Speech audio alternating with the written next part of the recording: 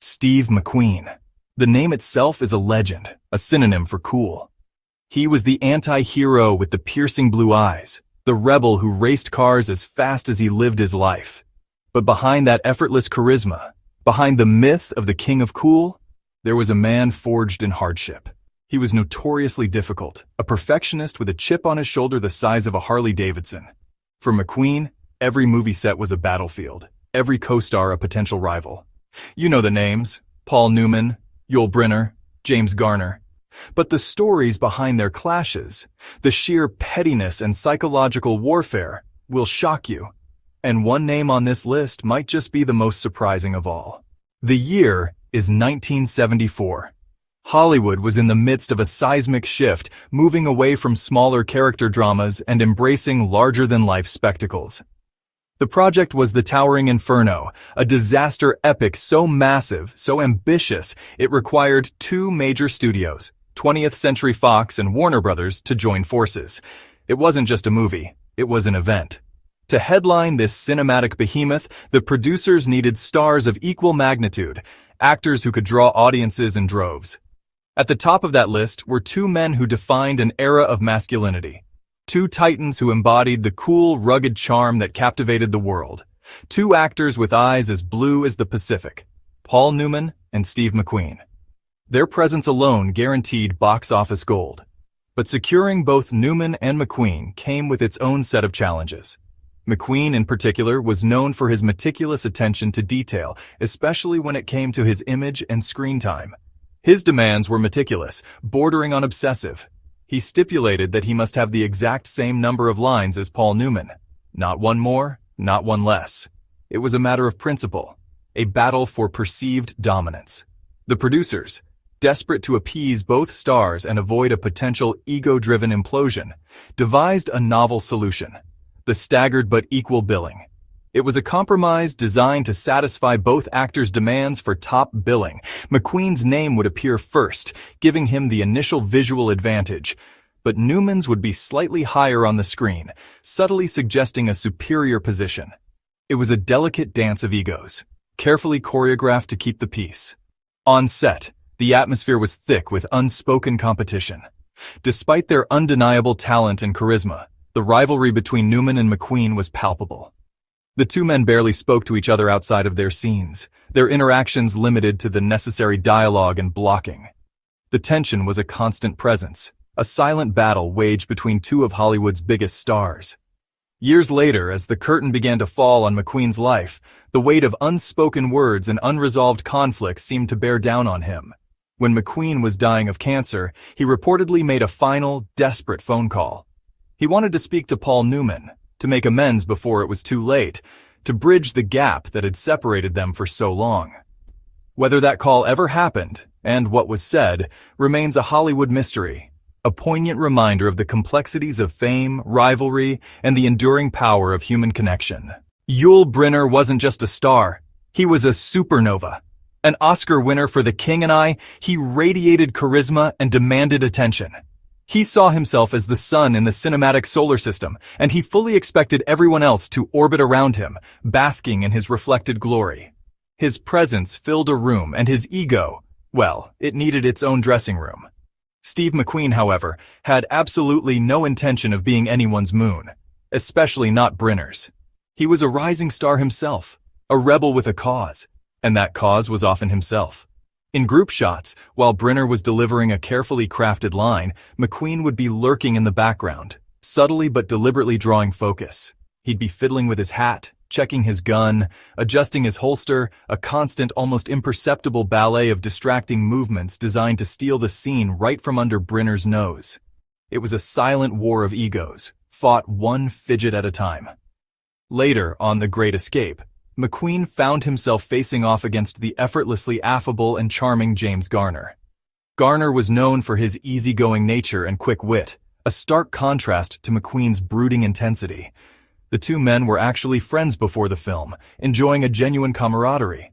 But McQueen's insatiable ego, his relentless need to be the best, the brightest, and the most captivating, would slowly but surely turn that friendship into a bitter contest, a silent battle for screen time and audience adoration. The set became a chessboard, and every scene a calculated move. The most legendary and enduring addition to The Great Escape, the moment that cemented McQueen's iconic status, was the breathtaking motorcycle chase. The original script did not feature this heart-stopping sequence. That entire sequence, from the initial concept to the final jump over the barbed wire fence, was conceived and championed by McQueen himself. He knew, with unwavering certainty, that it would be a show-stopping moment, a cinematic spectacle that would belong entirely to him, a sequence that would forever be associated with his name and his rebellious spirit. Years later, with Robert Vaughn on Bullitt, McQueen adopted a completely different and arguably more insidious tactic: complete and utter dismissiveness. He refused to socialize with Vaughn, barely acknowledged his presence on set, and communicated only when absolutely necessary for the execution of a scene.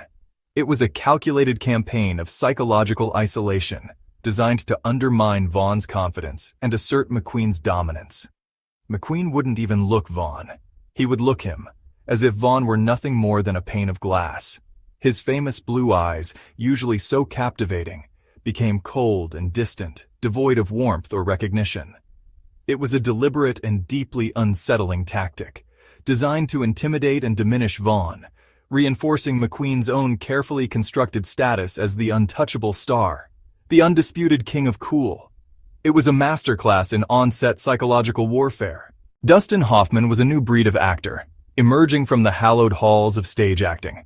He embodied the method, a technique where actors deeply immerse themselves in their characters, drawing on personal experiences and emotions to deliver authentic performances.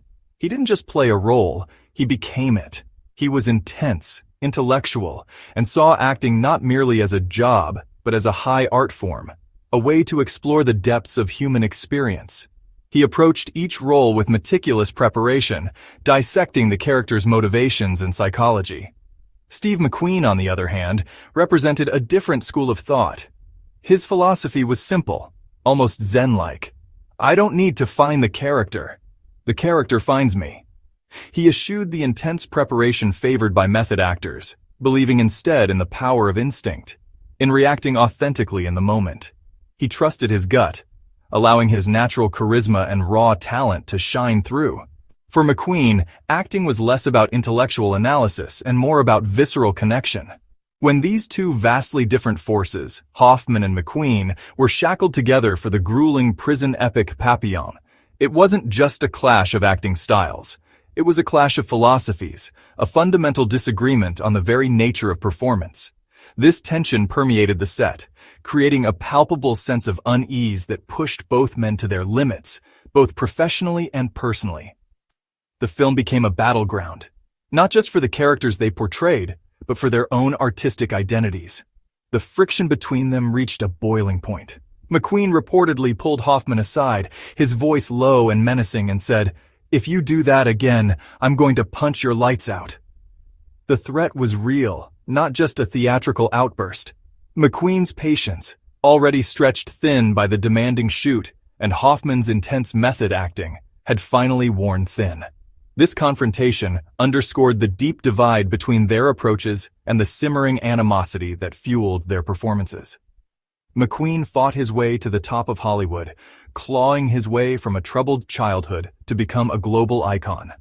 But he never stopped fighting, even when there was no one left to conquer but himself. That same fire, that relentless drive that propelled him to stardom, also isolated him, burning bridges with friends and colleagues along the way. His uncompromising nature and fierce independence often left him alone, a solitary figure surveying his kingdom. Despite the controversies and the personal struggles, Steve McQueen remains an icon, not just for his unforgettable films like Bullitt, The Great Escape, and Papillon, but for the fierce, untamable spirit that created them. His rebellious attitude, his undeniable charisma, and his commitment to authenticity continue to captivate audiences. McQueen's story is one of Hollywood's most fascinating tales of rivalry, ambition, and the ultimate price of being number one, a cautionary tale of the sacrifices required to achieve legendary status.